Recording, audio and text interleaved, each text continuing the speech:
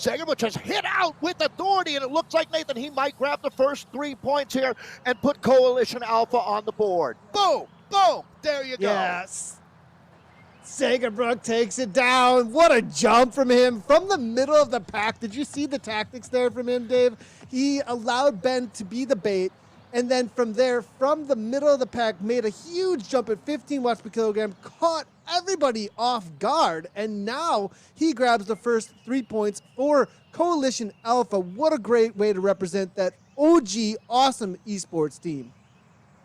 Jonas Bjarhead will score in the silver spot with 2 points, and it's going to be Mark Matting for Wahoo Lacole, the third rider through. So everything going to settle back down again. It's almost like watching a pot boiling over, but then they turn the temperature down. But you know when it goes full gas again, I'm expecting a split after this next sprint. Again, coming up here, we have another 3, 2, and 1 points on offer. So this is the pattern that we're going to get in. 4 total sprints here today, but what a way to start the season. One of the top teams of all time, Coalition Alpha, taking the points with the man out of St. Louis, Missouri, Spencer Segerbuch. Spencer's been spending a lot of time racing on the velodrome, and that is clearly going to make a difference out here. It's such a unique skill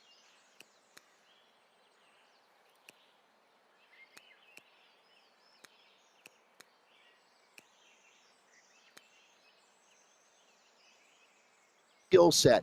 Every rider has an opportunity to make points out here. These opportunities don't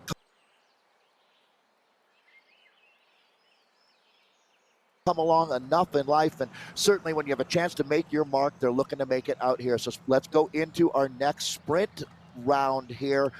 As everything pretty chill right now, Nathan. Yeah, we did see Ben Hill off the back for a moment there. He had to chase hard to get back on terms. That early attack that he made ended up putting him out the back a little bit. Now Poli, though, goes very early. A little bit of a jump, 10.5 watts per kilogram. That's not a full gas sprint from somebody in this field. He does get the gap out to, it looks like about 30 meters or so at this point. They've allowed him a couple of seconds, interesting enough. I'm not sure if this is going to hang on, but now they're kind of looking at each other, Dave. This is danger. Well, red alert. Yeah, red alert, no doubt about it. This is going to cause major problems for guys back in the peloton. I think they've underestimated our leader right now, Cryo RDT, one of the OG teams, and this is an outstanding play here. Catching him on the back foot, Nathan. Great job, tactically astute from Cryo. You'd expect that. Yeah, I have a feeling here, 7 seconds, I think he's just walked away with his 3 points. They have let him get enough rope to work with here, and they're just sprinting for second at this point. He's even got an arrow power up, throws down. Segerbuch's trying to come through with the jump, it looks like. If we look behind at 13 watts per kilogram on the right-hand side, you can see the position still, but Poli here for CryoDT, he just walks away with this one. He's got a solid amount of time, 7.5 seconds at this point over the chase coming from Segerbuch. He takes down the point first. Segerbuch goes to show that he's got the strongest kick, it looks like, out of the pack, and then Brun from NeXT, it looks like, for third. And this is a very dangerous moment right at the mid part of the race. I do believe that Spencer will hold on, as he's going to be our top point getter out here with 5 total. And let's see what happens now. This is the most dynamic moment that we've seen. Again, the 4 different power-ups that they have access to is going to be Arrow, Invisibility, Burrito, and Draft. And here we go, Nathan. This is going to be John Brun moving up to the front, the very, very strong American on the NeXT Insured team. Now, these riders do have DSs in their ear. They are definitely getting instructions here at this point. And Brun over the top here at 6 watts per kilogram with that feather power up. To me, it looked like he had information to know that there are riders off the back. Don't allow them to catch easily. Mounting now over the top. We've seen this rider out of the community races in ZRL over and over again do something just like this. This guy can go at high wattage for a very long time. Brun's going to jump on that freight train, and this may be a situation where riders do not want to work together behind. Remember, there are no teams together here. There's every rider for themselves. Are they going to have some sort of a truce to chase this down, Dave? Well, this is perfect for these two. If they can, all you need to do is count on one other guy to keep working. And if they can split this workload evenly, these two will walk away with, at a minimum, you'd get 4 points. A maximum would be 6 points in these next 2 sprints. And these guys are going.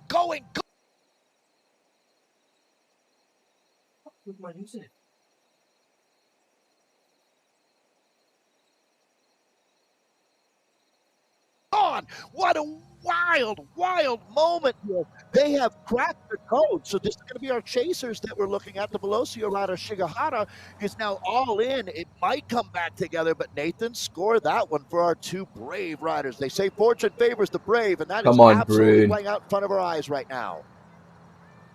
And here we go. 2.5K of racing left to go. They're about to head over to the next section for the sprint here. And Brune kicks over the top of Malding. Malding does have the arrow power up behind him, but it's going to be Brune, it looks like, absolutely digging all in to grab it. He grabs those 3 points for NeXT, and this is going to jump them up on that leaderboard in a major way that they need right now, because Spencer has grabbed so many points so far for that Coalition Alpha team. So NeXT now putting themselves in contention for this first race today in the Parcours Pickers. Fuck yes, Brune. You can see the total points earned out here. Now, even though it's individual riders, this is the most points that their teams have as well right now. Let's see if Spencer can get back into the mix. He's on top of the table with 5 points. This is the chase that we're looking at now. So that's going to be Poli of the Cryo RDT team.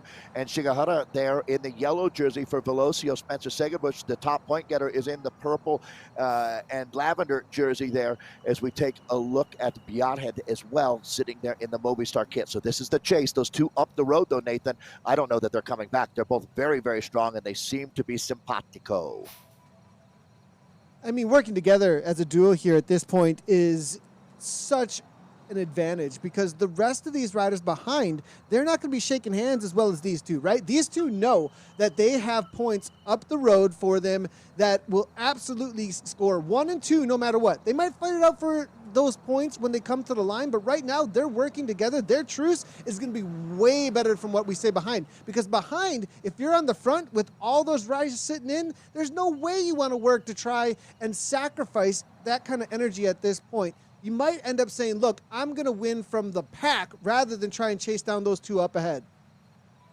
Yeah, it's mutually beneficial for both of these guys to keep working together. That's why they've gone all in. I mean, they've both got the 20-pound sledge and are wailing away, and they're not coming back. At 1K to go with such a small group, it is like racing out of the breakaway out here. There's no team that's got numbers. The organized chase is almost impossible to imagine, and the worst that you walk away with is 2 points here, and that's much better than the mean average because there's only 1 point left behind these two, and Spencer wants it. Spencer Segerbush kicking out of that chase. This is really a separate bike race going on right now, Nathan. We've got the top two. They're going to get 3 and 2 points, and they're going to walk away, putting their teams on top of the table. But Spencer Segerbush, who's scored on just about every sprint so far, is looking to add 1 more point here for Coalition Alpha.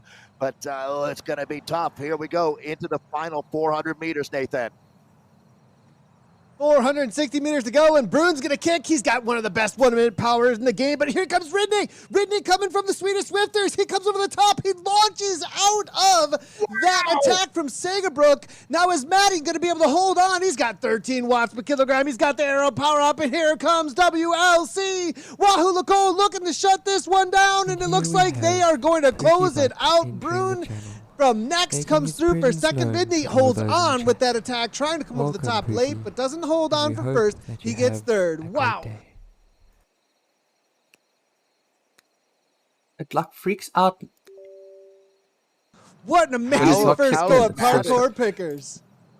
Well, how about Madding there? He scores on the cycle, Nathan, as he'll pick up points in the first, the second, and the third place position out there. And that should be, that's on top of my head, but I believe he gathered 6 points along the way.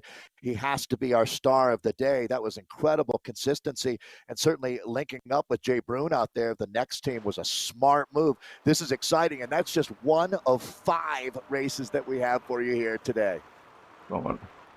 Yeah, nice move there by Brune and Madding. They were able to, it looks like, tire out the rest of that pack with that break, rest up just enough as the pack was trying to close things down, and then kick again over the top into those final few hundred meters. teams are not self-directed, but there's a lot of input on the team, a brain trust, if you will. And I would use NeXT and Short as a great example of that. Jay Bruin certainly got them off to a good start. Spencer Segerbush can be very proud of the way he got Coalition Alpha rolling out there. You might think, hey, that looks a lot like the old Canyon team. That's the case. Esports, things are always moving forward, no doubt about it, including this format. So Nathan, we're going to be staying in the Mercury Islands here, but it's going to be an entirely different kind of race that we're looking forward to. We're going to shift into really our only scratch race of the 5 races that make up the Zwift Grand Prix. Generally, they're points races. We do have one race that they'll be on their time trial bikes coming up a little bit later. Draft has been turned off, but Nathan, it sounds like the supercomputer that they've got at Zwift HQ is just about ready to spit out our points and our standings. And let's take a look, Nathan, at the points from this race.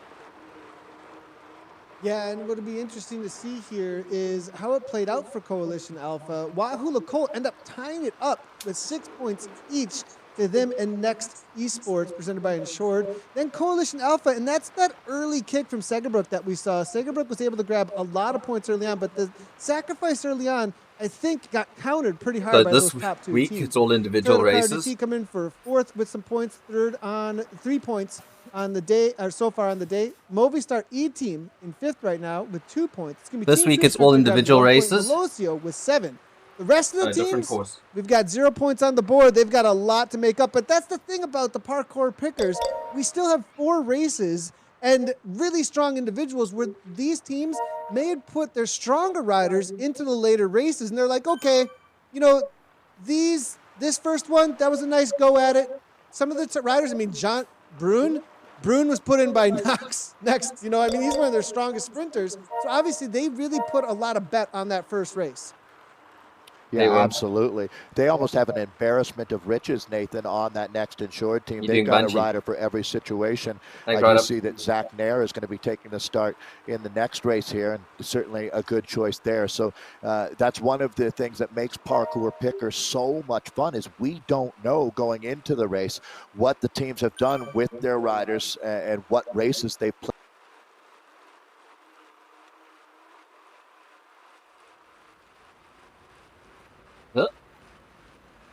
Having a freak out. YouTube's having a freak out.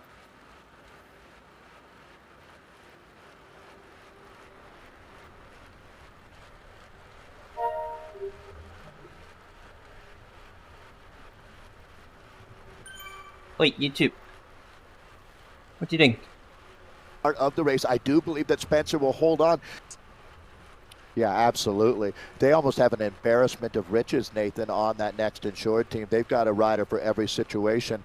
I do see that Zach Nair is going to be taking the start in the next race here, and certainly a good choice there. So that's one of the things that makes parkour picker so much fun is we don't know going into the race what the teams have done with their riders and what races they've played. Like 5 to 10 minute rider. We've seen him over and over again go with a few K to go and stay away from a group. Now it makes a little bit more sense to me. See the tree, hill climb all in. This is going to be your riders that just got an amazing VO2 to try and grab up to 12 points across the finish line. And you saw what we saw in the points just a moment ago for the teams, 6 and 6 at the top. 12 is going to really bump you up. So this is a very crucial part of these 5 races right now, Dave. Yeah, absolutely. It's only 3.9K, but this is going to be a journey through it's just emote only chat. Of the pain cave, no doubt about it. So this is our hill climb. You can see, again, scoring is going to be different for each of our races, and this one has some absolute monsters in it. Leonard Tugels, the Belgian, is taking the start for Abus Lacole. Gary Mueller, the South African for Coalition Alpha, is in the mix. Christian Offendal, Pierre Almeida with Hexagon, Kalish, the team for Christian Offendal, it looks and like it's just emote only, it's not subscriber. one of the most popular riders, the People's Champion for Velocio, is in this field. So this gives us a look at the riders to watch. Jerry Eriksson there for Swedish Swifters, and highlight Martin Mertens here, Thanks, another Molo. rider of note. So this is going to be an absolute Donnybrook. 12 points are waiting for the first rider. This is as close as we get to a natural bike race. We have a I start think they line, fixed a it. finish line. First over the line takes the top points. There's no bonuses. But Nathan, we should talk quickly about the power-ups available because there aren't any. No power-ups, just right to the top of the climb. And, you know, we look at this lineup, essentially, if you were thinking of a GC, like who's your GC contenders, I feel like that's who they've put in here. When it comes to, you know, if you're going to get into that kind of a stage race situation, who's going to be your best climber or your best overall just VO2 slash 20-minute power type rider? That's what this is right here when it comes to the riders that have been selected. Top talent when it comes to just being able to go full gas for 5 minutes, and that's what we're going to see here in just a moment. I wonder if they're going to be watching each other a little bit though up front, or if somebody's just going to go right from the get-go. Well, I would expect there's going to be a little more tactics than just hitting it from the start because drafting comes to play, Nathan. So unlike a little bit later in Innsbruck Ring where there is no draft and it would make more sense to do what you're talking about, I have a feeling these guys are going to cat and mouse a little bit on the climb. Again, you've got to be able to make the watts per kilo to even be in that conversation. Let's be honest. This is going to be over a 6 watts per kilo effort out here to win this one. Nathan, as a matter of fact, this might even inch up on, or I should centimeter up on 6.4, 6.5 watts per kilo, because it's not going to be a long time in the saddle. But I'm anticipating, Nathan, that this one hurts more than any other in our 5 parkour races. Quick little reminder on the format here. Parkour Pickers race 1, 2, 3, 4, and 5, all different races and routes with different ways of scoring points. And right now you're about to see a scratch race with a hill climb to the top of Sea of Tree course in McCurry Islands. The total distance is 3.84 kilometers. The elevation, 123 meters of climbing. Leonard Tugels, Zach Neer, Kevin Bouchard Hall, all in the same race to the top of a KOM right now. Those 3 names, oh man, Dave, this is about to go bonkers between these. Almeida, Brandland as well, if they're able to hold on to the wheels of these climbing monsters and then kick to the line, this is going to be awesome, Dave. All right, we have just heard from Race Central that they are within 30 seconds of launching this group into orbit. So andiamo, gentlemen, let's have at it out here. Again, this is like being in the breakaway with about 4K to go to a mountaintop finish. This is what Zwift Grand Prix is all about. The riders are receiving their final countdown right now as they hit out, as the countdown is into the final couple of seconds, and Nathan, they are out on course. This is going to be awesome. Let's go! Well, and as we get out on course, let's see if we can get the riders as they head on through to the Sea of Tree hill climb. We're still out on McCurry Island here. So this has been a very popular recent Okay, yeah, we're looking still at the old screen, guys. But these riders are going to be bracing themselves at the start. There's no question. This is going to be like the Donner Party's final days. This group's going to be attacking each other almost instantly. There's a tremendous amount to gain by being brave out here. 12 points for the first rider over the line. This will be the first time, I believe it was 4 of our teams, maybe even 6 of the teams that took a goose egg out of round number 1 with 0 points there. So everybody at least is going to get up onto the table with the point. I should mention while we have a moment here, Nathan, that we've changed the scoring system quite a bit. As the season-long 6 race battle for the men, and we will have the women out racing next week. It's 25 points that the top team, after we add up everything from the 5 races today, that the top team will have 25 points, 18 points for the second place team, 15 for third. So much more similar to like F1, the Formula 1 table that we're using. Oh, there you go. And as we're waiting for a few more seconds, it looks like, for images now, just between these riders here, Dave, we're talking about these matchups here. Mark Bosted is actually a rider that might not have the best kick to the line, but I'd be watching out for him definitely if it just came to a steady effort all day long. But it looks like to me, from the way that they're playing this right now, as we get the images, everybody's watching each other, I think, Dave, before we actually hit the climb proper. Well, as they should, right? Nobody wants to stick their head out to have their neck get chopped because they realize how talented this group is. So right now, you want to just try to keep it chill. Vergalito is the Castelli rider. They've got that new white jersey that we see. Leonard Tugel's one of the biggest stars that we've seen in ZRL racing over the last couple of years. Professional broadcast guy. But I have to think that this course suits the styles of KBH and the yellow jersey there right in the middle of the group. This seems right up Kevin Bouchard Hall's. Oh, there you go. Tugels. Tugels, though, Nathan, going to take the first turn off the front now.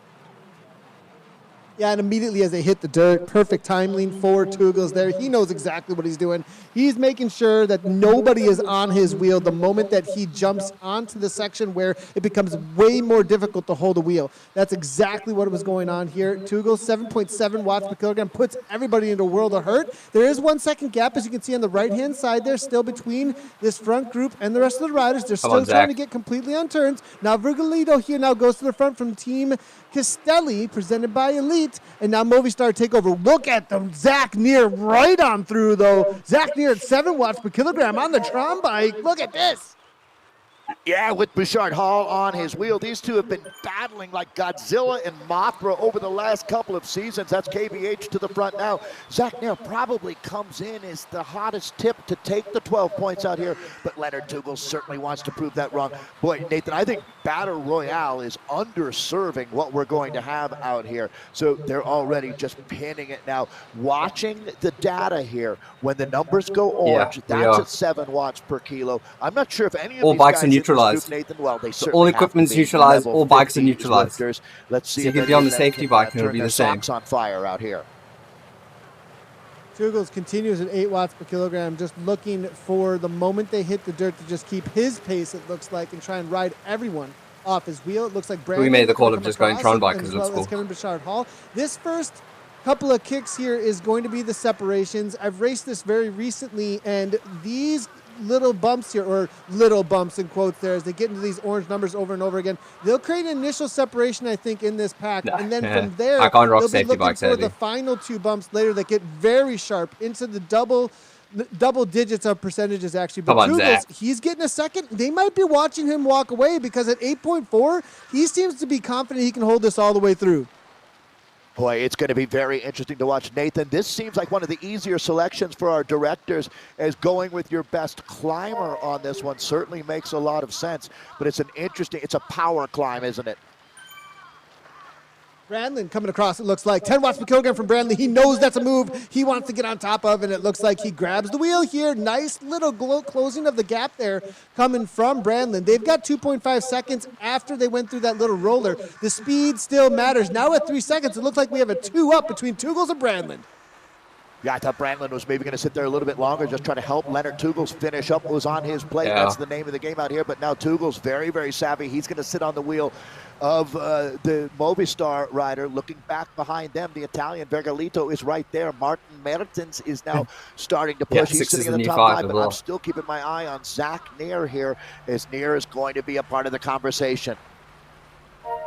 Yeah, here we go. Brandlin leading things out. Now it's going to get a little cagey. 750 meters to go. 3 seconds. If that pack really puts a dig in, they may be able to close it down on this final dig over the top of this orange number percentage. But now Tugels kicks again. 11 watts per kilogram. Brandlin looking to respond, but it's not going to be happening. Into that 600 meters to go. Martin's trying to come across a 2 seconds gap. I think Tugels now might have this one. Yeah, I think Martins has got to be more concerned about what's going on behind him, as Leonard Tugels is an absolute monster out here. He's still holding on to nearly 7 watts per kilo. Brandlin trying to close it down, and he's going to. Brandlin comes up, and over the top. Unbelievable, the final few hundred meters here, Nathan. Come on, Zach. Tugels looking to try and hang on. Brandlin does go for the top. That was completely unexpected. Here comes Alvarado. Alvarado waited to this final moment, Zach. but no, Tugels has another Come on, kick. Zach. 12 watts per kilogram, and to the line Come on, 200 Zach. meters. It looks Big like power, it's going to be Tugels, but Alvarado is charging hard. Big power, boy. With Brandlin on his wheel, but Big it power. looks like Tugels going to hold on to a 1 second gap for 12 points across the line for Avis Lecole, Alvarado, Brandlin, Martins, Neer, KBH, all in the top 7. Adrian Alvarado with a breakthrough ride out there, Nathan. We talked about who's that rider that's going to come out of the woodwork. Well, that would be Adrian Alvarado. An exceptional performance to hold on for second place points out there. He'll pick up the 11. But Amos Nicole with Leonard Tugels, Leonard Superstar Tugels picking up the 12 points. Movistar there with 10. Again, this will be added to the points that were garnered in the first of our 5 races at Parkour Picker. So Nathan, quickly, I'll work a little further down the table here. Is Cryo ending up with 9, Velocio and KBH picking up 8 points. NeXT with 7, Coalition Alpha with 6, Castelli with 5 points, Arrow for 4, Swedish Swifters 3, Kalash 2, and Hexagon 1 point. Well, Nathan, now you start wondering the picks that were made by the directors. Obviously, Leonard Tugels was the right man for the course. Are you going to regret not having him later? Yeah, well, Leonard watched he the got you wrap 12, yesterday, and I right? because I called Amos Nicole yesterday as being the pick, and I'm thanking Leonard right now for throwing down a 12 watt per kilogram kick at the end. Man, wow, that was amazing coming from Tugels, and he waited for the dirt, kicked at 8-9 watts per kilogram into the dirt, got a little bit of a gap, and then it was like backed off, sat in the pack, and then the moment it actually started heading uphill, he went to the front at 8 and just set his pace. Brandlin comes across, then they kind of work together a little bit. The interesting thing, though, out of all of that, I keep on thinking of Wahoo Laco's DSing. Alvarado sat in and sat in and sat in and waited and trusted that that 3 seconds could be closed down, because at the end of this course, there are some downhills and there is some speed to be gained from the pack, and he jumped across, it looked like, after waiting long enough and conserving just enough energy to take that second over the top of Brandlin. Well, next up, we've got one of the hardest courses that you can imagine, and it's not the duration, it's the intensity out here. We're going to take a look at our standings, though, before we jump into race number 3. Let's see where things stand right now. So this is going to be the first 2 races, and Wahoo Lacole, Nathan, look at this, 17 total points with a nice little buffer heading into the middle part of this race. NeXT Esport remained consistent with 13 points in second, and Toyota Cryo RDT tied with Movistar and Avis Lacole at 12 points right now. So that brings you down through your top 5. Then you look at Coalition Alpha, just 1 point behind that. And this is where you start to see that separation, Nathan. So for the first 2 races now, Velocio's got a little bit of work to do, but they're still in the conversation at 9 points. 8th right now for the Italian-based Castelli, presented by Elite. They're sitting on 5 points in 8th place. 9th place now for Team Swedish Swifters with 4 points. They're tied with Arrow, the Australian esports racing organization. Hexagon, presented by Ceres, right now with 2 points in 11th, and Callis is looking to step things up here in the back end of the Zwift Grand Prix. So that's our round 1 standings after 2 of 5 events. Next up, again, we'll be heading to Yorkshire. Race number 3 in this Parkour Pickers is going to be Tour of Tuit Well. Points race, 1 lap. Total distance is 10.74 kilometers, and the elevation is 205 meters. Now, as you can see here, Yorkshire Climb and the finish line are the 2 points to 2 places where you can grab points out on course. The arrow power up, the invisibility power up, the lightweight, as well as the anvil are going to be on grabs for power ups. Remember, the anvil recently being changed. It only works when it is a downhill gradient, actually. If you activate that power up, you now get it the entire time you use it for the downhill gradients. So interesting here, may change things a lot out on course. This course, when we were looking at it in pre-production, made us scared. Like, this is so incredibly difficult. Pot, bank, climb, then into the climb back over toward the finish line. You've got the initial climb with the KOM. It's going to be bonkers out here today. There's some big names to watch out here as well. Some of the most successful riders in previous seasons of ZRL are represented, like Brian Duffy Jr. of the NeXT presented by Insured Team. And Nathan, here's an absolute Sam Hill's racing monster. twice. Pin Look at Van Diemen of Movistar is in the mix. So not only is the course tough, the level of competition has never been higher as we get a look at Luca Zanasca sneaking in there. That Italian is going to be an absolute pivot point on this race. I know that Charles are a tremendous number of fans. Let's jump right into the action. Tour of To It Well in just a couple minutes. So the riders are in the pen, Nathan, and I can only imagine the nerves are building.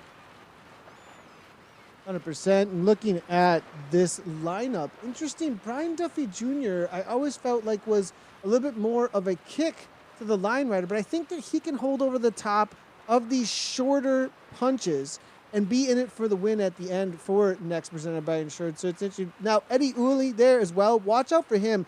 He is a kind of rider I've seen many times on Libby Hill, which is a similar type of climb here over in Richmond.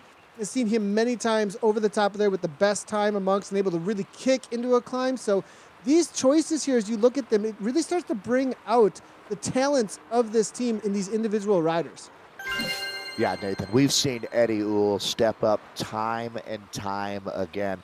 Doesn't matter who he's facing. It's almost like the David and Goliath. He seems to constantly deliver. Sam Hill as well, the Aero rider, has had tremendous success in esports racing. So this is another opportunity, though, for that rider to come out of the woodwork. I'm looking at you, Alexei Kalman here of the Kalish team is going to be very interesting to watch. Again, this is, in my estimation, Nathan, the toughest of the 5 races that we have as far as all of the different elements out here, because the tactics are going to be at an all-time high. If you go with the move too early, you can certainly find yourself behind the 8 ball out here. So you've got to play your cards right. This is going to be where I would put my most experienced rider. I would have to say your comments about Brian Duffy, he's always been a closer, but I think he's built himself up to be more of a classic style racer now as well, which would fit this course. This was basically the hard part of the 2019 World Championship course. So I know the riders are receiving their countdown and they are just launching now. So here we go, Nathan. Tour of To It Well underway as we are in Yorkshire. This is race 3 of 5. Welcome, everyone. Glad to have you with us here for the Zwift Grand Prix. Yeah, to me, it looks like NeXT presented by Insured as well as Ablis Nicole have kind of stacked this race with their 20-minute powerhouses, those riders that just can really throw down for a longer period of time. Duffy Jr. also has a really solid 16 watt per kilogram sprint, but I think you're right. I'm looking at a 5.4 watt per kilogram average over 20 minutes for Brian Duffy Jr. now. I think he's kind of brought that up, actually. The highest, though, amongst them, Joe Perot has come up a little bit, but Brian Duffy, now we're looking at him on screen right now. They're going to go downhill and take a left-hand turn into the initial KOM, and the first points that are on offer are right up front within the first few minutes of this course here, Dave. Yeah, Brian Duffy Jr. really personifies what this NeXT team is all about. These guys race hard, they race with spirit, but it's a band of brothers, no doubt. This is going to be Steinman here. Wahoo Lecole has been phenomenal so far. This is a team that really understands their Zwift craft, talking about Wahoo Lecole. Actually, for that matter, all of these teams, to tell you the truth. You don't make it into the Zwift Grand Prix without having done your homework. This is the aforementioned Eddie Uhl, the South African, with Steinman up on the front. And I see Charles McCarthy now staying active. But you're not going to pull the wool over these guys' eyes, Nathan. This is a very experienced group. We saw the Fire Sox. There they were. The moment has arrived. Eddie Early now on the Nathan, front, going talk bottom about to top, it looks socks. like, just dragging these guys over the top. Yeah, the new Fire Socks, you can get those at level 50. They're level 50 unlocked, and it just happened with the most recent 1.29 game release. But now as we look at Eddie Uli here, he's not too worried about his socks. It looks like he's just focused in on the top of this KOM at a almost 1 second gap. No, actually, if we look at this here, he's just dragging everybody along. And the likes of Duffy Jr. sitting at 3.0 watts per kilogram, they're about halfway up this KOM. Whew, this is going to make things pretty difficult for Eddie perhaps later on. Is Duffy struggling or is he sitting in? There's 2 opportunities to score points out here. Now, this is going to be really a tale of the haves and the have-nots as 6-5, 4-3, 2-1. So these are the points that are offered 6 deep at 2 different locations. You could see one rider actually picking up a 12 points for his team out here. The power-ups in play, and I think this is the race where it's going to be the most critical that you catch a break. Everybody needs to catch a break at some point in their life, and these guys could sure use it right now. The arrow, the feather, the anvil, and the invisibility, as we see a little bit of a gap forming here, Nathan. Yeah, we see Perot now 7.8 watts per kilogram right-hand Whoa, turn. It's there going you to be go. this is the moment. They're looking for the points. It's going to be You guys Van come. Diem. Van Diem's going at 12 watts per kilogram. Does he get Come the on, jump Duffy. him? Duffy Jr. responds go. immediately. He's got the power to close Let's it down. go. Here comes Duffy Jr. 14 watts per kilogram. Van Diem tries to hold on, and he does for second, but it's going to be Duffy Jr. The patience paid off. Let's go. He waited like a snake in the grass and Let's pounced go. for those 6 points. Wow, snake in Yes, the grass please. is absolutely perfect. Like any You can good start it when you sprinter start should. the actual, like, Invisible. bungee He bit. almost has been wearing that cloak of invisibility throughout the Harry Potter cloak throughout the first half of this race. But when it mattered, he showed up, and now he's going to chill out a little bit. I think Brian Duffy might be the first rider ever in the history of the Zwift Grand Prix, and albeit we're only 3 races into the 5 races. pulls out of the back. first race of Whop, the whop. season. But this is going to be Let's a very go. interesting moment. Is can one rider completely dominate a race that has 2 very unique sprints? So Brian Duffy Jr., legend status has been unlocked. Luca Zanaska for the Castelli team right up to the front here. But again, that jersey there, the black, the green, and the blue, that's NeXT insured. They've been the kings of the hill. Uh-oh, Sam Hill, the aero racer, in a little bit of trouble here, Nathan. Yeah, Sam Hill actually used an anvil power-up. He wouldn't be anywhere near to where he is right now if he wouldn't have had that anvil, actually. He gained 50 kilograms to his avatar and is still 1.5 seconds off the back. McCarthy and Uli, they're out of this race, but Sam Hill, because of that power-up, may be able to get back on terms. This climb right here, they're not going to hit this too hard, I think, and he'll be able to jump across. This is where it's so unique in Zwift Grand Prix. There's no teammates here to keep the pace high to help you keep other sprinters out of the group. You've got to do it all yourself.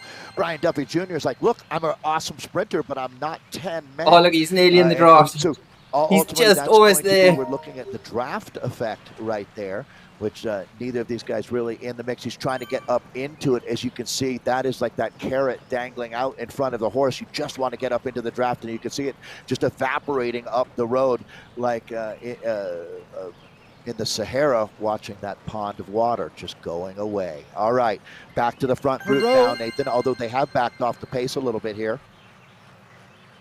Perot pushed up to 7 watts per kilogram there for a moment. He was not liking the fact that Sam Hill was coming back. No, ladies he saw racing the next week. 1.5 seconds, and immediately We race it alternating looked weeks. like he saw Sam coming back. He said, no, I'm going to push the pace at the front. Look, now it's down to 3.9 that they've solidified that gap. They know Sam is there, and they do not want him coming back.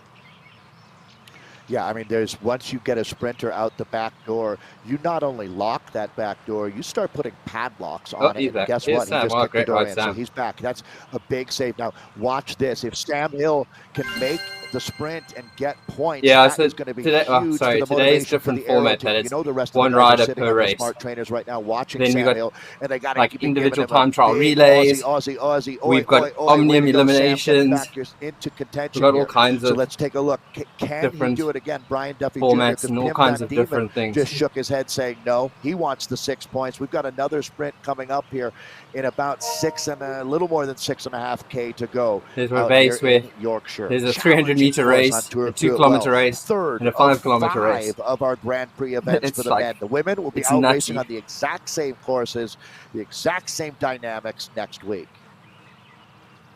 And now they're going to go on through the fields here, get a little nice scenery, not too Oh, great work much by Sam. of an undulation until they do hit that pot bank in just a moment. That's going to be the next thing they're looking Sorry? forward. And it's the Can you open the steepest back part of windows this and doors, course. please? I think it bumps over 20% at one point. It is so sharp. And then after that, it flattens out for about a K or so, and then another climb before the downhill into a left-hand turn into the finish. So there's 2 climbs coming up. So that's why the pack has started to look at each other. Nobody wants to waste any energy, really, until they hit the bottom of this pot bank climb. every race is unique in the Zwift Grand Prix. This one is really set up in a two-tiered attack. You've got that first sprint, and again, it was Brian Duffy Jr. taking maximum bonification there, and we've got the exact same point schedule on offer at the finish. 6 for the first rider over the line. So Duffy Jr. is going to be looking to take 12 points out of this race. Kaminsky with the dropout. Kaminsky off the back. 10.5 watts per kilogram, trying to get back on terms. It looks like he's 5 seconds off. He's having to use his aero power-up. There's the fire socks, and now can he do it? Are they going to counter it? Are they gentleman's handshake at this point? Zanoska on the front of 0.5, so perhaps they're going to let him back in. No, I don't know that you could ever get 10 guys to agree on anything in this world, let alone, but he is going to come back. Yeah, there you go. That is amazing, to tell you the truth. How much does take out of him here late in the race? I'm quite stunned. That's a gentleman's handshake right there. To rejoin, although he wasn't their main danger man. It's definitely a gentleman's handshake. Because if that was Brian Duffy Jr., you would think that everybody would just get on top of a big gear and try to continue to hold him out of that group. But in this case, it looks like they didn't want to burn that resource. Poor McCarthy and Uli, they are almost back on terms. They're 4 seconds behind after all the calmness, and immediately, bam, they hit the Pompeii climb, and now Zanoska. Duffy Jr. Duffy Jr. on the 15% gradient, up into 15 watts per kilogram. He's looking to try and break them. Doesn't do so and backs off, it looks like, baiting out some efforts to see who can come with. Yeah, and Kalman is one of the riders there in the black. Come on, Duffy. Callis team. This is going to be very interesting. Joe Peralta having an exceptional ride. This is where that watts per kilo ratio really comes into play. That is an absolute monster when you look at what Brian Duffy Jr. is doing. This is a sprinter's climb. Come on, one Duffy. of the tougher climbs in this world. No doubt about it. Amazing to see how many riders are keeping their head above water as we go inside of 5K to go. Pivotal sprint. This is really the middle just needs part to get like of the just first hit like Swift another like 50 meters and then it's flat.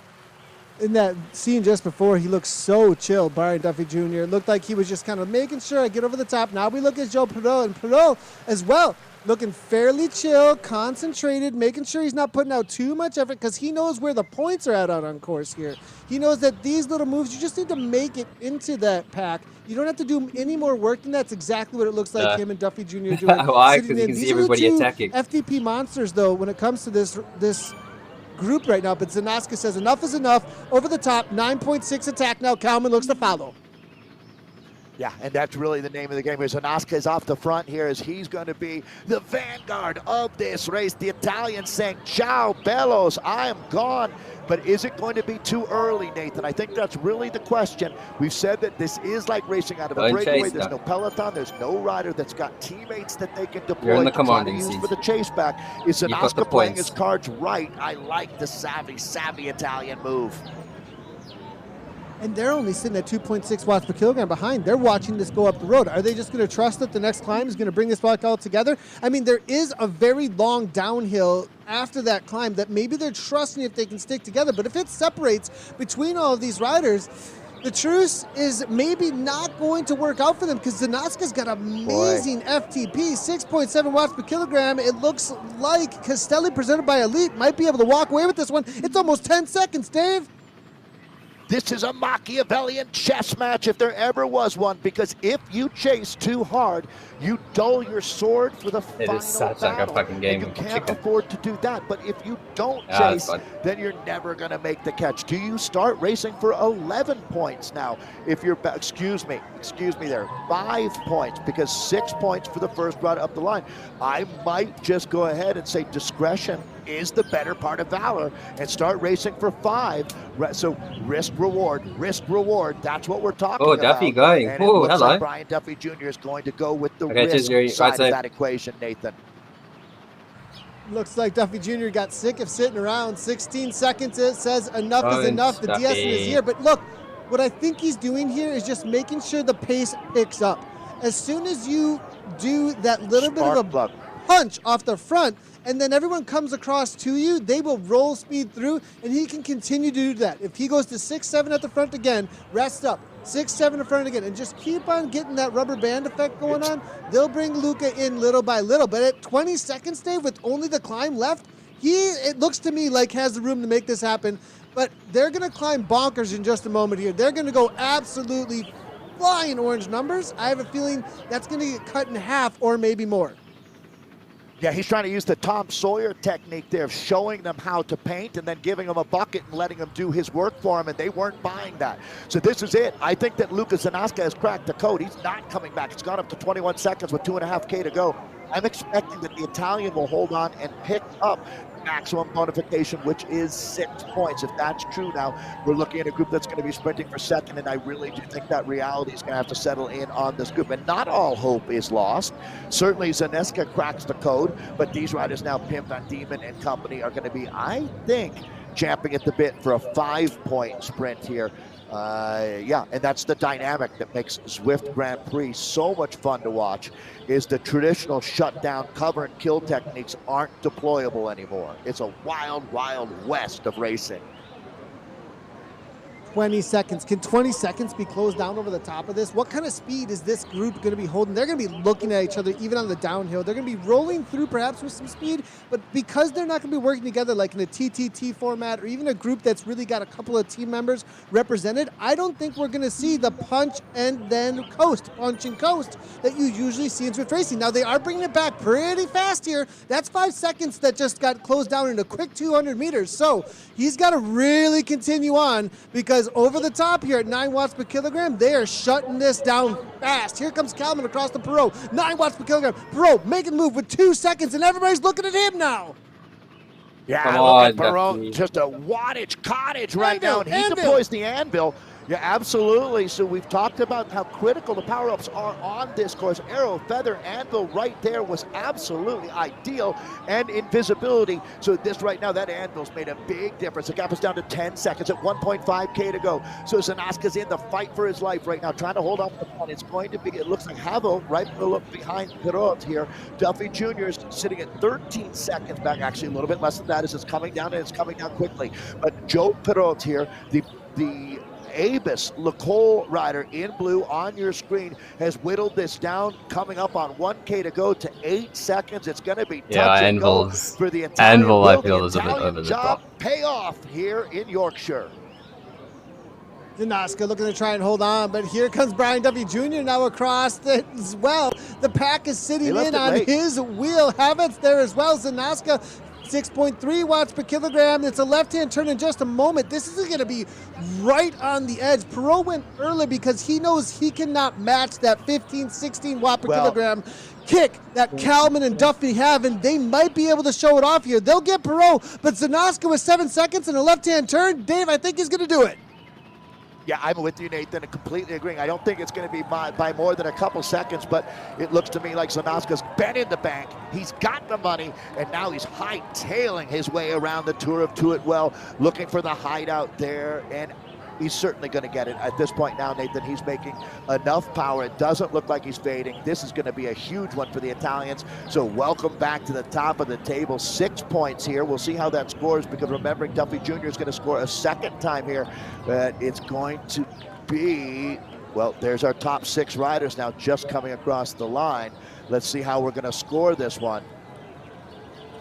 Haven't it looks like just ahead of maybe Perot, followed up by Duffy Jr. I believe that we saw across the line from the cameras. We'll take a look in just a moment at the actual finish. Awesome riding, Brian. Order. Awesome riding. But what a move. Look at that. Castelli presented by Elite. They just recently used to be Team Italy, now just recently representing Castelli and Elite. Absolutely awesome to see what they pulled off out here today with that win across the line. That's going to get them those 6 points. But Duffy Jr. with consistency end up getting NeXT Esports presented by Short those 10 points. Hexagon presented by Cyrus. They come on through for 8th. It's going to be Abus Lecole with Perot there with 7 points in 3rd. Team Caselli presented by Elite. That monster move grabbing 6 points. It's going to be Movistar E-Team sitting in 5th on this round with 5 points. Wahoo Lecole for 4 points.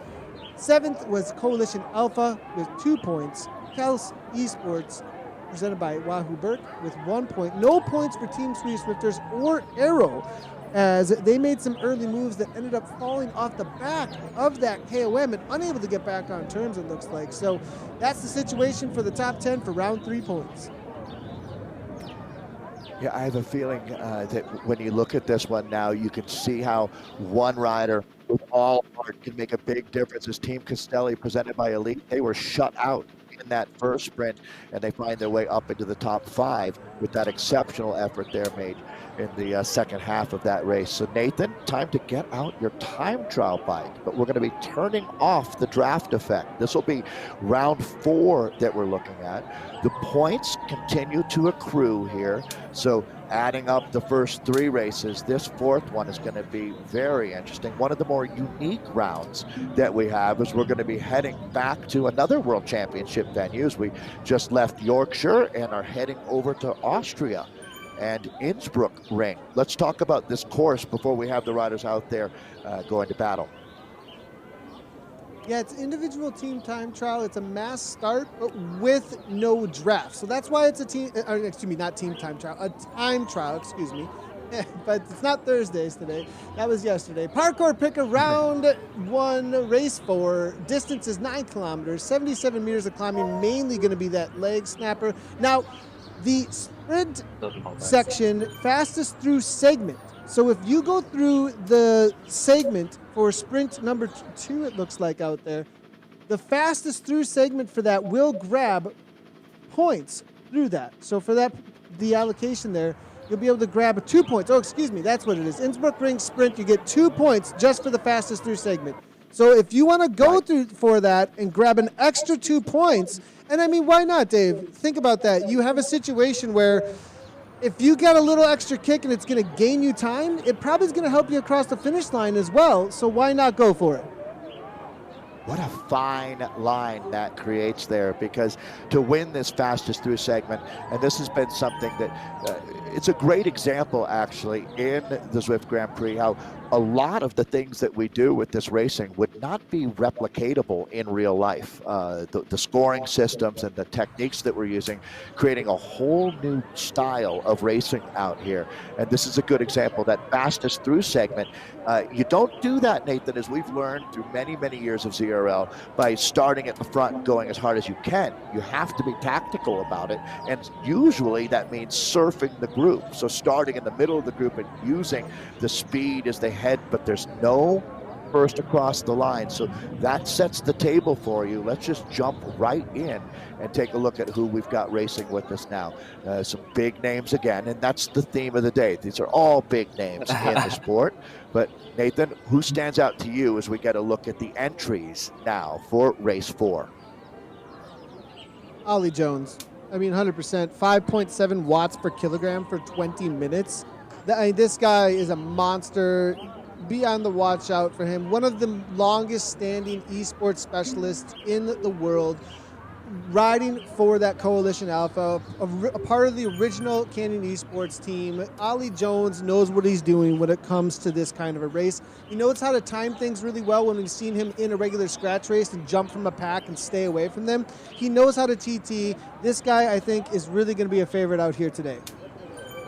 Kettle Ferup for Kalish and Jimmy Kershaw, other riders to watch. Let's take a look at the standings and see where we're at now after 3 of our 5 events that make up this first ever Zwift Grand Prix. And it's next in short after those efforts from Brian Duffy Jr.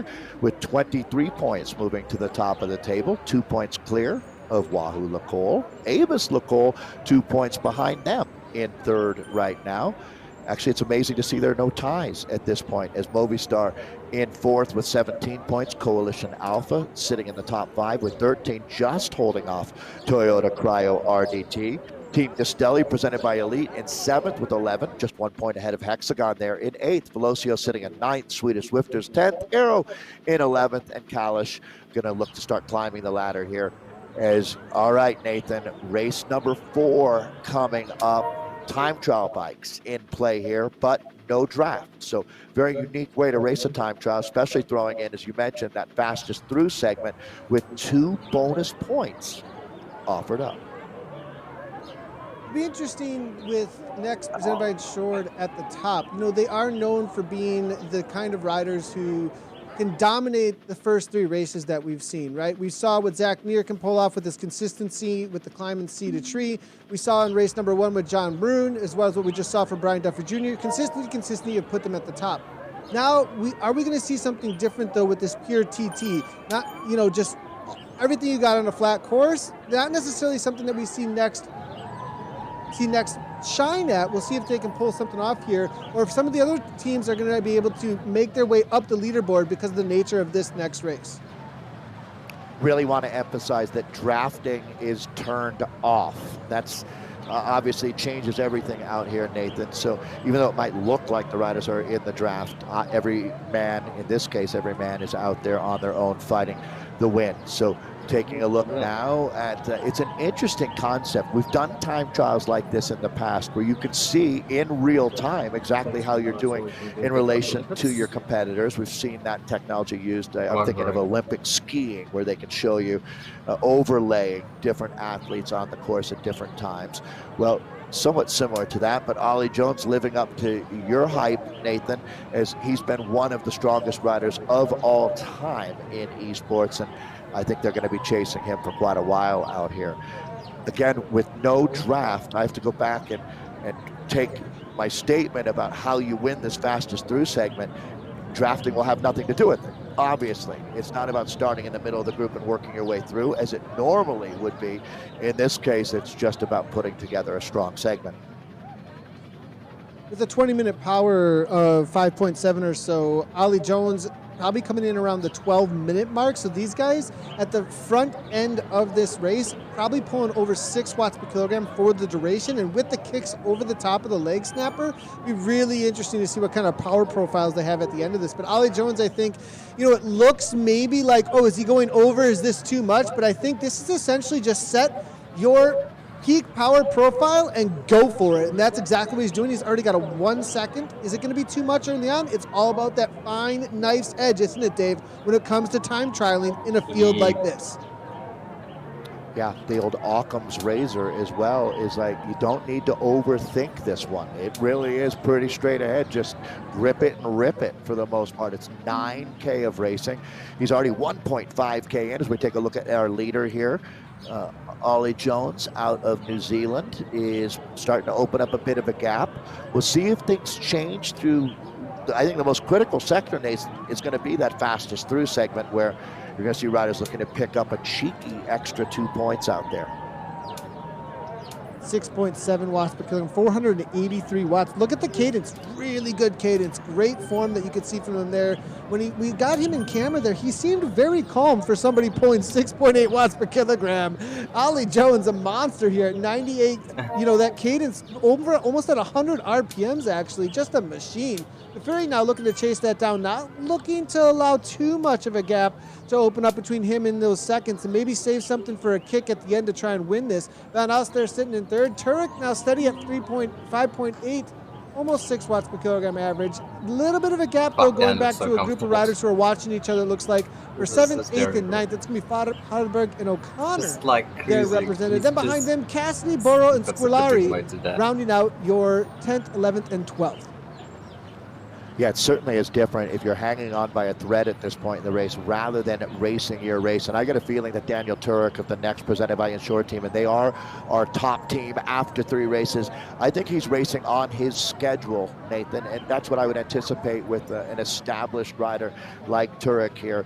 Is he knows what he's doing. He's in his wheelhouse. As he is just on the wheel of Van Elst now, but Ollie Jones remains the class.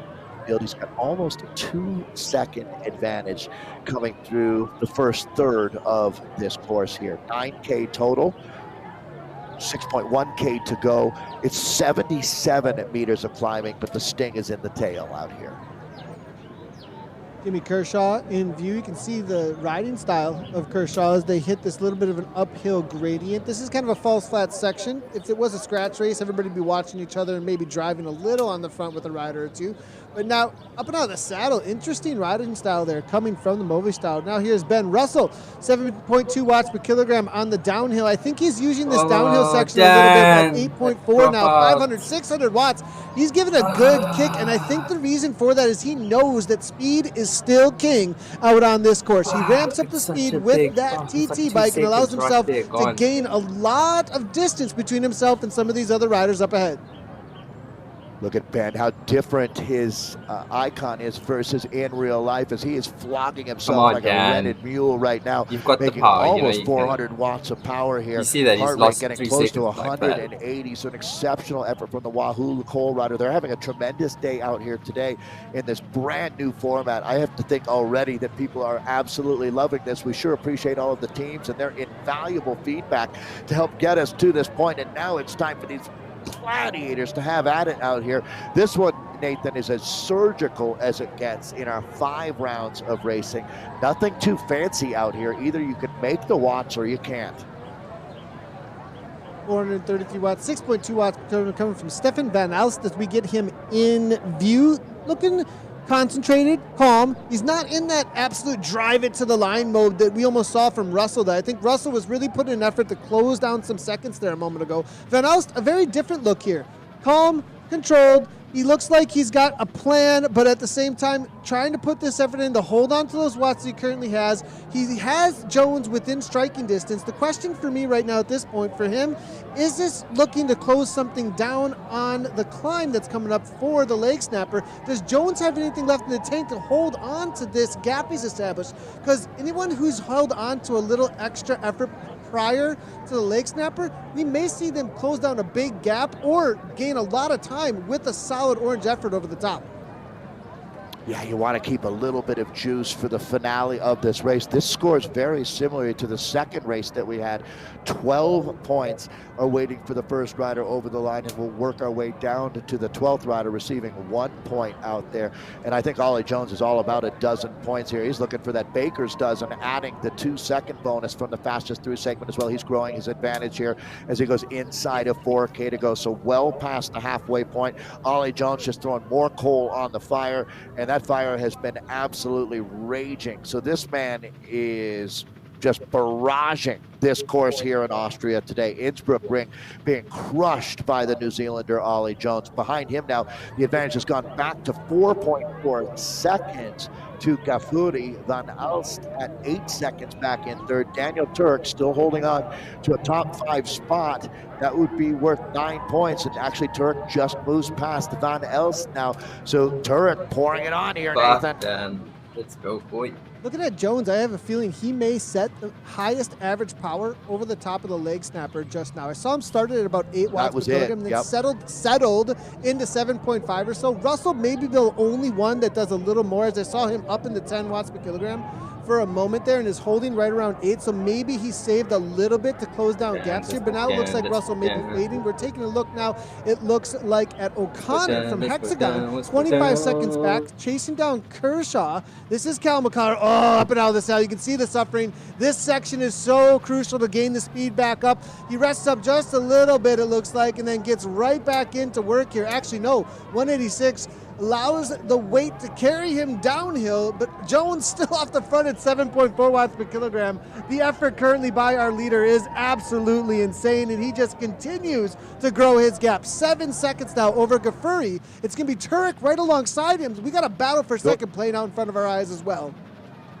Yeah, that's the real race going on right now, because Ollie Jones is going, gone. That's the rider that we see on screen right now. But back from that second, it's Turek, who's done a great job of pacing himself. And the next insured rider is actually just giving up second place here to Gafuri. So this one goes back and forth, body blow after body blow out here.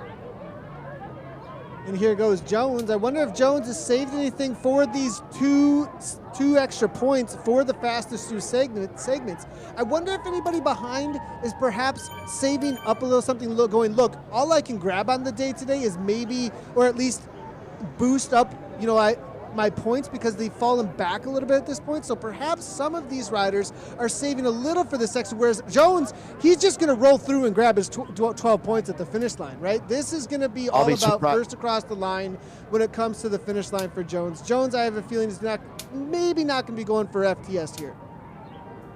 I'll be surprised if he doesn't get the FTS, to tell you the truth. With the ride that he's having out here today, he looks to be a level above anyone else. Those 2 bonus seconds. Again, it's what we call an FTS, fastest through segment, that happens in the second half of this race. And it was Van Alst. It might be Yeah, still we saw him populating, come though, flying Nathan. by the rider from Castelli presented by Elite just a moment ago. I think I'm he was still really thinking- focusing on that. Yeah, I'm still thinking that it's going to be Ollie Jones, but it's not. As Jones looks like he's in with a 22.307. So, wow, Van Elst with a 19.2, Nathan, looks to be the quickest. That's outstanding. Is there a chase happening here for Ollie Jones? There's still a rider within sight. That'd be scaring me if I were Ollie. Ollie, wonder if he's got over 180 beats per minute at this point or so. I mean, he's got some distance, but that avatar looks to be closing. That avatar is closing. Turek. Changed. It's Daniel Turek, but I don't think that he's going to have enough real estate to work with here. He's certainly going to give it a go, though. You want to talk about timing this perfectly. So right now, let's see if Ollie Jones has got a little bit more in the tank. You're going to watch the meters ticking down very quickly as they go down under 750. So we're confirming Van Elst does pick up those 2 points along the way. Excuse me, actually, it's Squilani.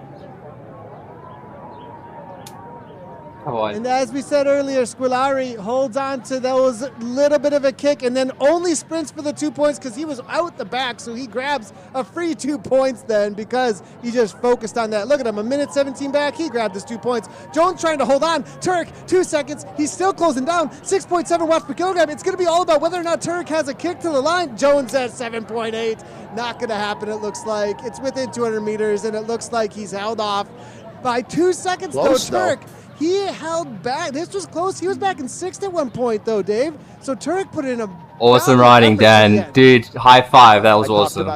I'm so sorry about the dropouts, dude. Not getting baited into racing someone else's race, and that's exactly what Daniel Turek did to tremendous success out here. But Ollie Jones is the man with a phenomenal ride, taking the win here in race 4 of the Zwift Grand Prix. We'll look at all the other spots coming through Van Elst.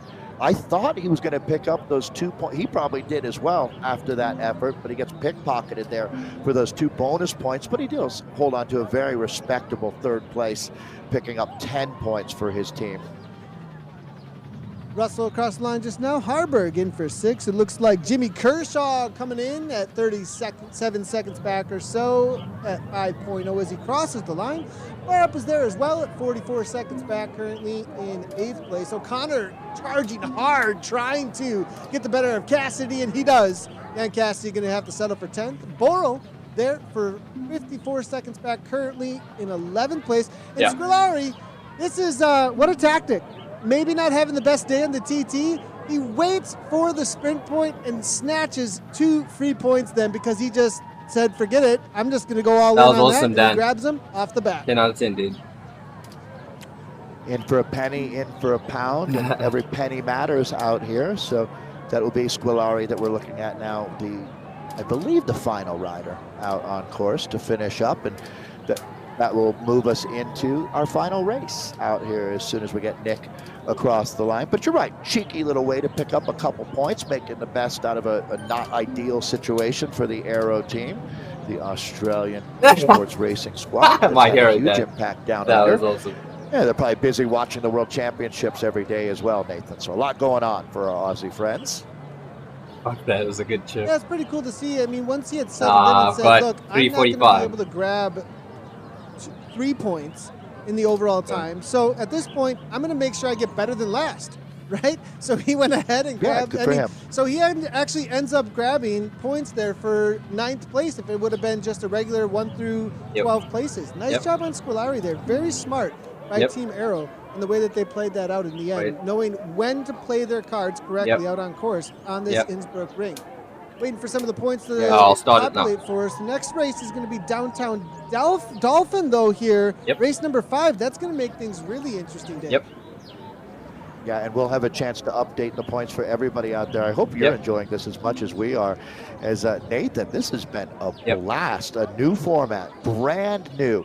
And I think we really have cracked the code on what esports racing is all about, as we have found some very unique ways to really take advantage of the cool things that Zwift offers for us. So we have one more race here today, but again, reminding everyone, come back and join us next week, as the women will certainly put on a show for us. And I think every week, Nathan, we're going to be learning a little bit more. As you were noting with Nick Squillari there, being aware of every little opportunity that you have is going to make a big difference. And these teams are well coached, well drilled, and certainly they keep their head on a swivel out there, looking for every point they can get. But we're running out of points, Nathan. Only one race left for the men here today.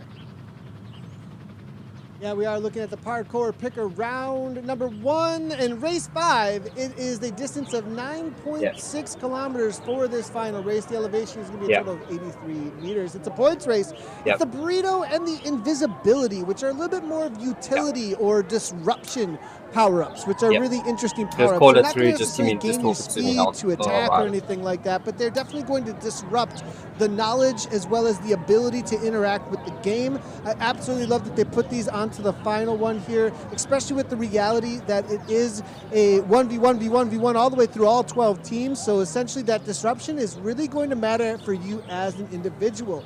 Points across the line all the way through lap number 5, and then the finish line is going to be 4, 3, 2, and 1 across the line as well. Interesting to see for this because there's going to be a sprint point for the arch. That's where the points are going to be every lap, but then the finish line coming very quickly afterwards. So that's a little interesting there with 8 points total, or at the highest level if you're going to score double. Will there be an attack at the end for that final lap points and then go all the way to the finish line? You could score a lot if you're able to pull that off. Yeah, almost a double dip as all 1 minute. 4, 3, 2, and 1. So 4 deep. Let's go back and take a look at the results from the previous race, as it was. Excuse me. I think we're looking at round 3 points. So Coalition Alpha with.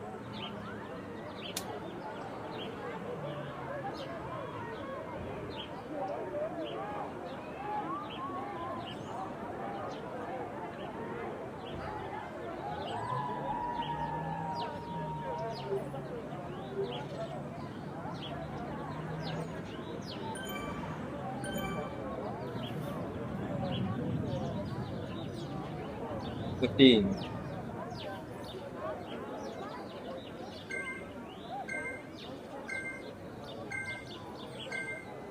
$5.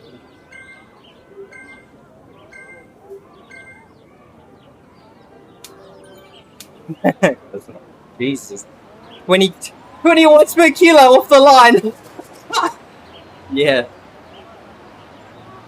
No.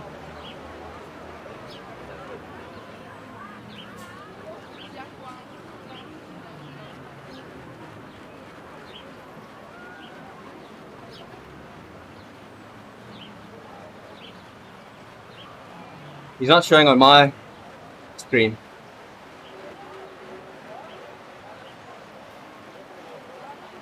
It was Italy. It was Italy.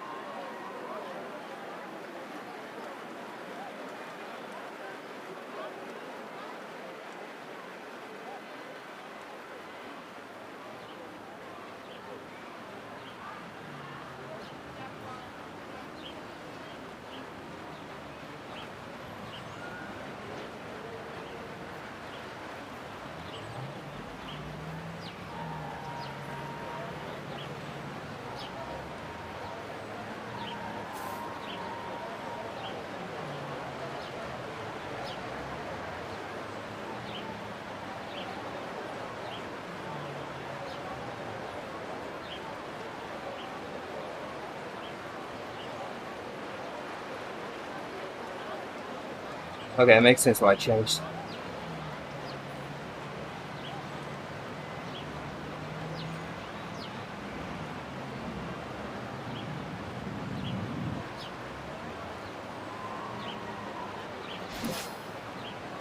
Okay, Ghost.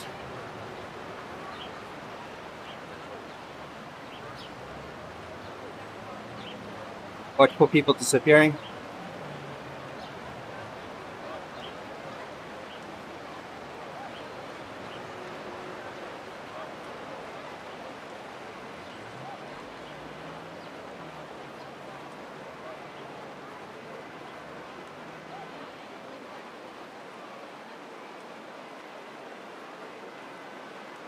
Yeah, here you guys.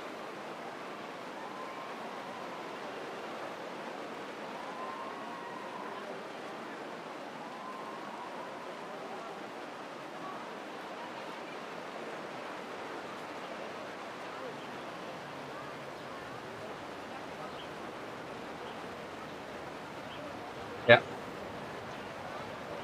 Black Track Stand World Championships.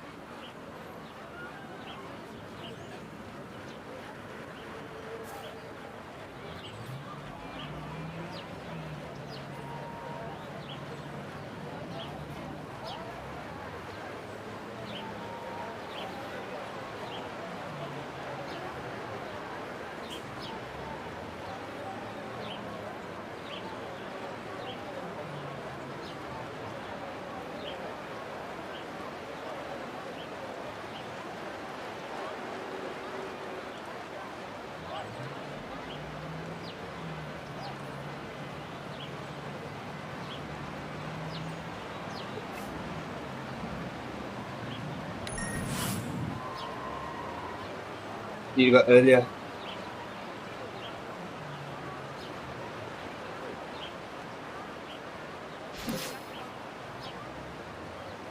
Yeah.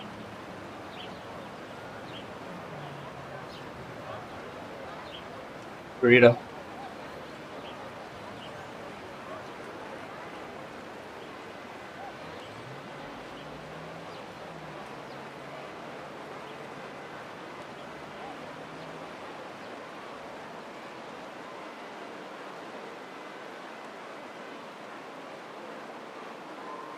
Yeah.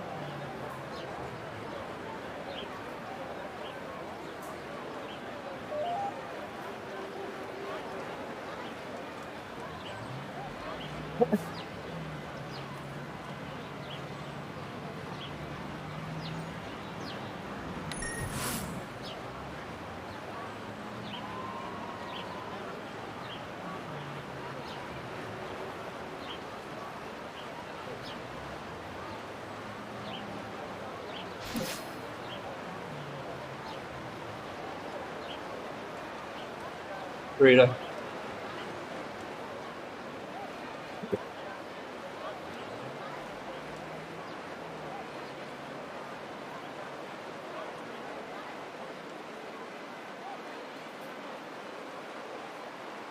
Exactly.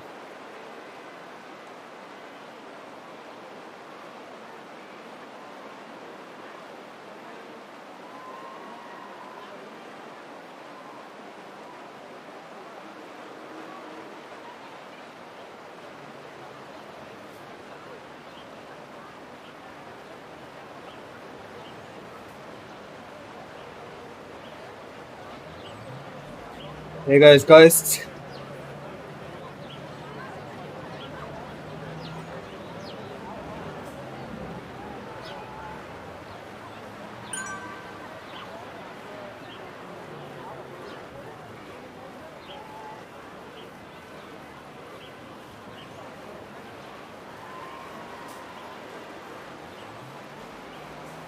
Ah! No! Come on, legs.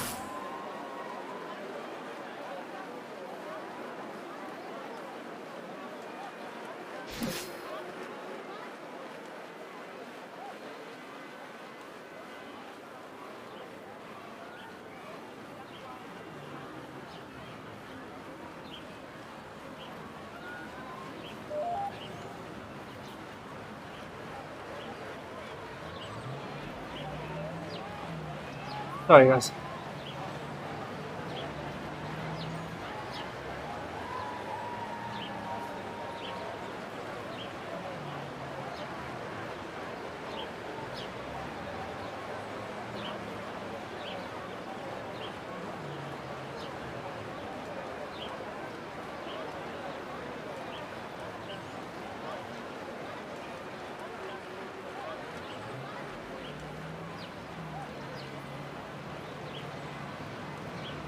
Sorry, guys.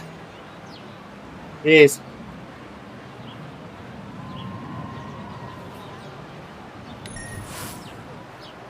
I can't. I can't. Oh, Martin.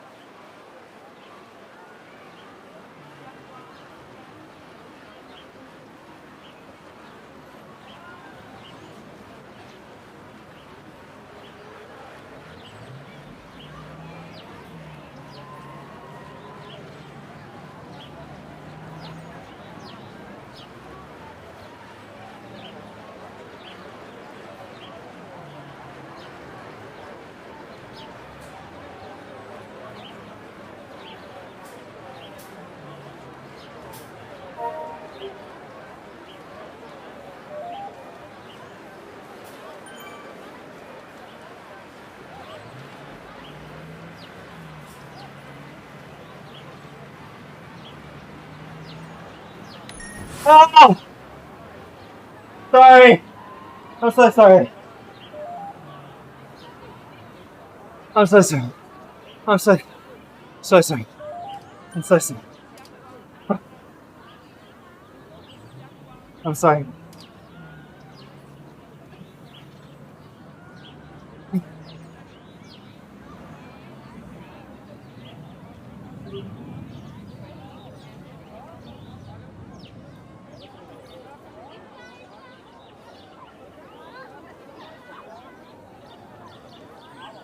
So sorry. We'll get the points up as soon as possible, but they were only I do ahead too. by 2 points coming into this. It was NeXT presented by Short, and then right on their heels were all the rest of those teams.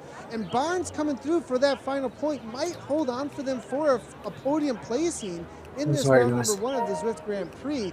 Man, but Lion, I mean, he shows up. It might be too little, too late. He waits for the timing. And Lion of Vyasa makes it happen in the end, though, Dave, when it comes for Coalition Alpha. For just putting on a show, when it comes to downtown Dolphin, he showed us how it's done with that kick, gets away, and the steadiness and the coolness of the way that he took the rollers on the other side with a lap and a half to go. He didn't really attack them. He just made sure he kept the speed steady. He didn't overextend himself. And then once he saw he had 3 seconds, boom, 6-7 watts per kilogram, keeps the speed high, and just closes it out. Nothing else but what you'd expect from a guy like this. Yeah, classic Lionel, that's for sure. The freight train off of the front. Have to go to Christopher Dawson. Again, Christopher McGlinchey from years past. A lot of credit, too, as he certainly punched above his weight out there. And while we're right now working on the results, Nathan, I must say that this format seems like a tremendous success. What a great way to spike the interest in esports racing. And when you look at all the hard work that's been done, and I do want to credit the teams for their feedback along with our team at Zwift for helping build this from the ground up. And boy, today felt awesome to get everyone back out racing and do what they do so well. And I feel like the game changed today. Definitely, I think this is a game changer. Super exciting racing all the way through. And, you know, speaking to the teams that showed up in this final race number 5, we saw Paradians from Abus Lacole, right? We saw Coalition Alpha as well. Both of them really stacking this final race, it looked like. We saw Wahoo Lacole with Dawson show up. And then we saw James Barnes. I actually expected a little bit more from James Barnes out there today. I have been hanging out in his Twitch channel, chatting with him a little bit here and there. I do know he's on, you know, gaining fitness back. He was talking a lot about that. He's been showing up to Wednesday Worlds a lot with the Z racing, the individual racing, and throwing down there. I have a feeling we're going to see him come on stronger as this Grand Prix goes on. I'm not feeling like I saw the James Barnes I'm used to, though, in this race number 5. You're a fucking machine, dude. One of the things that I really love and I felt today, Nathan, was the level has gone up. It's not that James Barnes is coming down. It's that the rest of the guys are getting stronger. They're better prepared. NeXT is not just going to have their way like a cat with a mouse out here this season. If they do hold on to win. And neither being for or against NeXT, I'm for great racing. And that is exactly what we had here today. You can see the combativity is at an all-time high. The respect has been tremendous.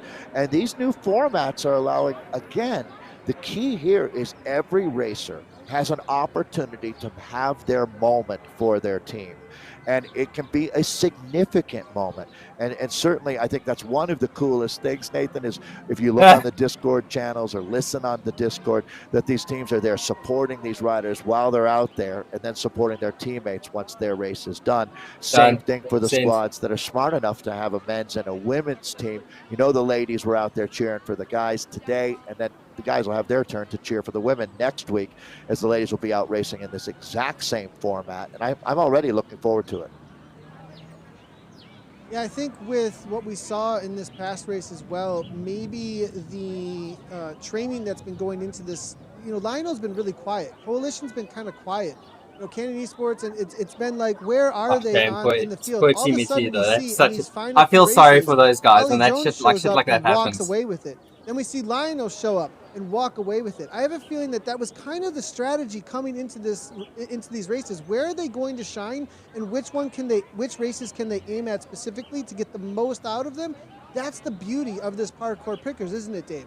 That each of these teams were Absolutely. able to figure out exactly And where Zach their goes and does talents a were, and Zwift then show Academy up for workout. them and show Oh. off and shine within each one of those races for where they really are an esports team. I think this answers a lot of the questions, Nathan, about how is cycling Yeah. a team sport. Well, this personifies that perfectly when you look at it. Every rider has their chance to make their mark, and that's really what we've been looking for. So good job to all of our racers out here today. I know that this format being brand new, there's obviously we've got some work to do on getting everything dialed to be perfect, but we're getting there.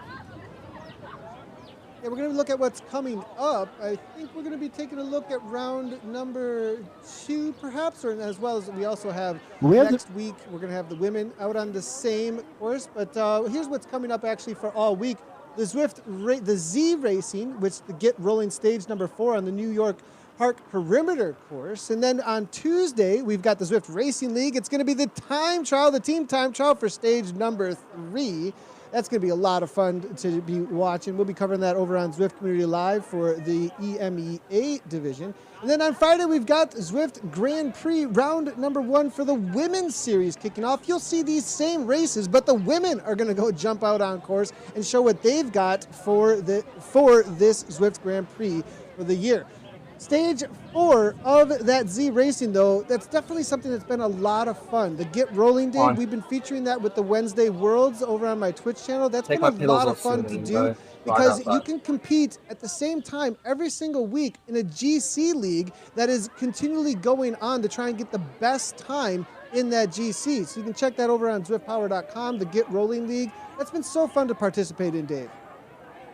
Yeah, another thing that I really, really love about what we've been doing with Zwift Racing and esports is that this is for everyone. The D-level racing, we've had a lot of fun, Nathan, on Tuesdays with some of the Ds and the C groups out there. They're working just as hard with tremendous spirit, and it really is a sport for everybody. No matter what level you're at, you'll get a lot out of racing on Zwift. So esports really having its moment here in 2022. It's nice to feel a bunch of new energy out there.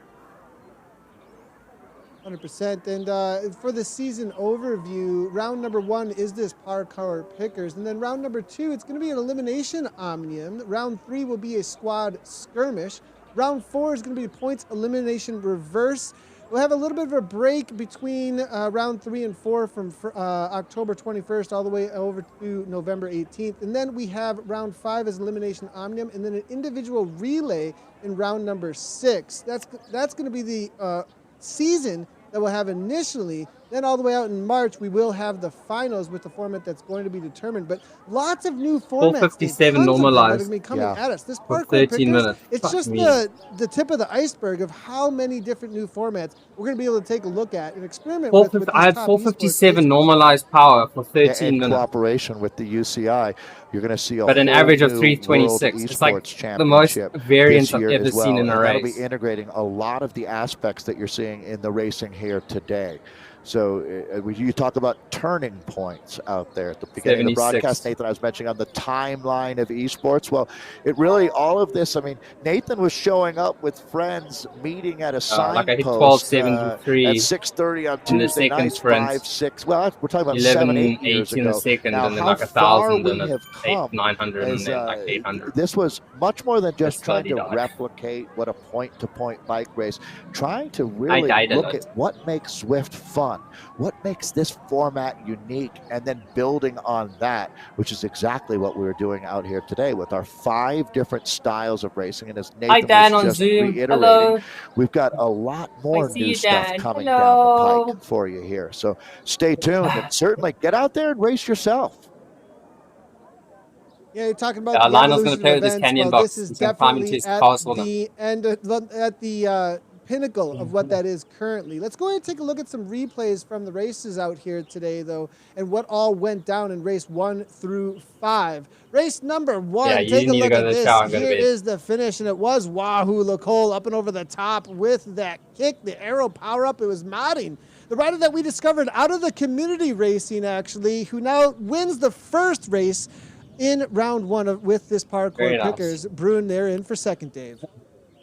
All right, so that was the first of 5, and then we had a chance, and that's another one of the really cool things here. We did stay in Mercury Islands, but we moved to our, what I would call the hill climb out here. It started off fast and furious as the sea to tree. It was 3.9 kilometers with 120 meters of climbing, and these guys really threw down. There were 12 points waiting at the finish line for the first rider, and it was Mr. Leonard Tugels. Well-known, respected esports racer, and he delivered for Avis LaCour.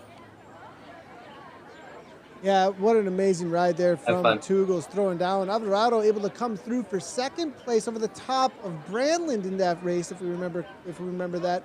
It was a very amazing effort by Brandland to try and get across and hold on, but Alvarado played it smart out there. This was the move coming from Castelli, presented by Elite. Zanasca across the line. The Italian goes early right after Pop Bank climb, holds on all the way to the line. Then it was a sprint to the line. Duffy Jr. actually taking second there to the Hexagon rider. And then it was actually taking third, maybe perhaps even, as I believe it was Perot in for second, coming from Avis LaCour. And the rest of the pack there following it up out on the Yorkshire Tour of Tuit Well, the points race.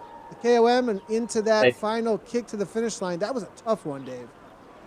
Yeah, that might have been the toughest, that's the thing, to tell you the truth, when you look at the work that was done out there. Well, we broke out the time trial. They're just commentating what's in front of them, not the what's drafting actually effect like the reason. for our next race as we headed over to the Innsbruck Ring.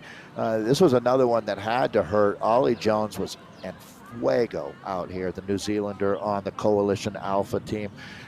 His gap was fairly large. It went up to nearly 10 seconds in the finale, but the heat was on, as there was also a fastest through segment out here, which was a unique wrinkle to, can't really call this a time trial, to tell you the truth. It was a points race, but a little bit different than the others. And that led us into our 5th and final race, the frenetic visit to Crit City in downtown Dolphin. Downtown Dolphin points race. It was the arch, and the finish line. It was absolutely crazy. 5 laps with points each time. Lionel Vyasin, he played his cards right. He waited and waited until those final couple of laps and then attacked full gas over the top of the final arch and held on. Here are the results from that race as we were waiting for them to populate. And there it is. It is going to be Coalition Alpha tying with Wahoo LaCour. Dolphin versus Vyasin. What a lineup there. Avis LaCour coming through for 3rd. Toyota Car RDT in 4th. Movistar E-Team in 5th. It's going to be Callus Esports presented by Wahoo Burke in 6th. Next there, come on through and just squeak in with some points with James Barnes in 7th place. 0 points for 8th through 11th. I believe I got more than 3 points. Presented by Elite had a disqualification. Because I swear the points went deeper than scored, 4. But also 0. And I was like 5th up. I was like 4th up a lot of those. Like 3 or 4 of those primes. In this first go of the Grand Prix. Now we can take a look at the standings from round 1. This is all 5 races. You can see how it's stacked up, and congratulations to they're not adding that correctly. That's very wrong. That is very wrong. Their maths is quite wrong there. That goes with our first place team's round 1 win. 21 points there for Avis. The 39 is 21 points. Yes, no, that's a bit wrong. So that's a good look at our standings. As Avis LaCour in 2nd, Coalition Alpha 3rd, NeXT Esports with 9 points sitting in 4th, Movistar in 5th, Toyota Cryo 6th, Team Castelli in 7th, Hexagon in 8th, 9 right now for Callus, Velocio in 10th, Team Swedish Swifters 11th, and Aero in 12th.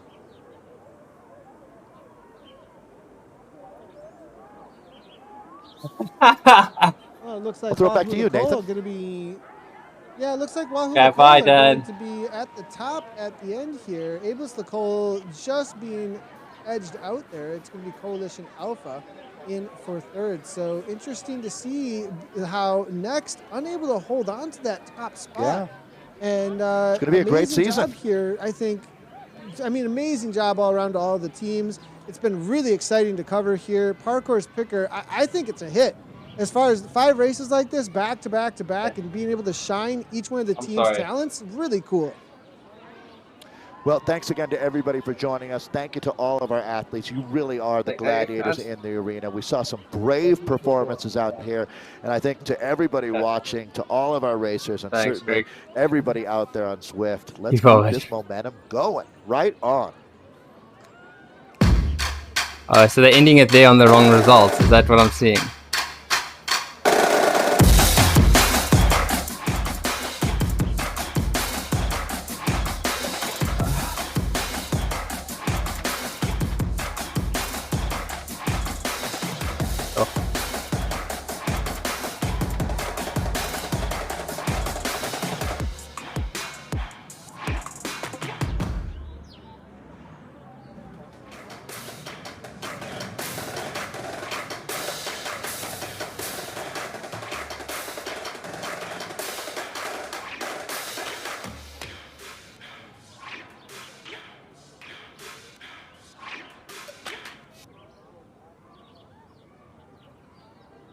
Is that it?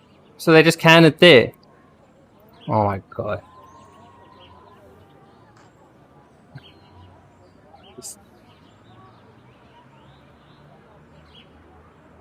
Okay. I don't understand that. That it's just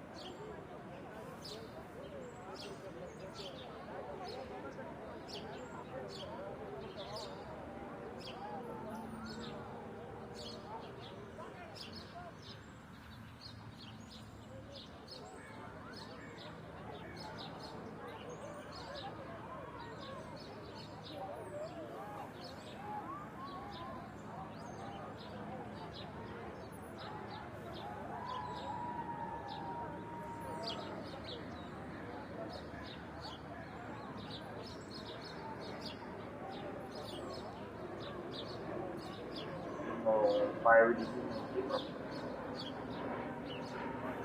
solo che quello adesso io condizione ce l'aveva detto, infatti Ale Caggiu ci aveva detto non è ancora Ricky, non ce l'abbiamo ancora in condizione al top, quindi dovremo lavorarci. Però siamo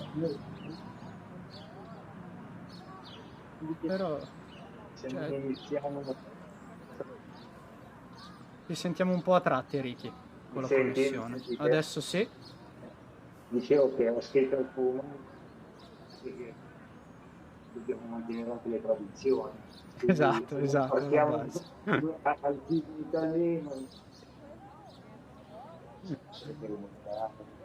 Don't worry, Barney.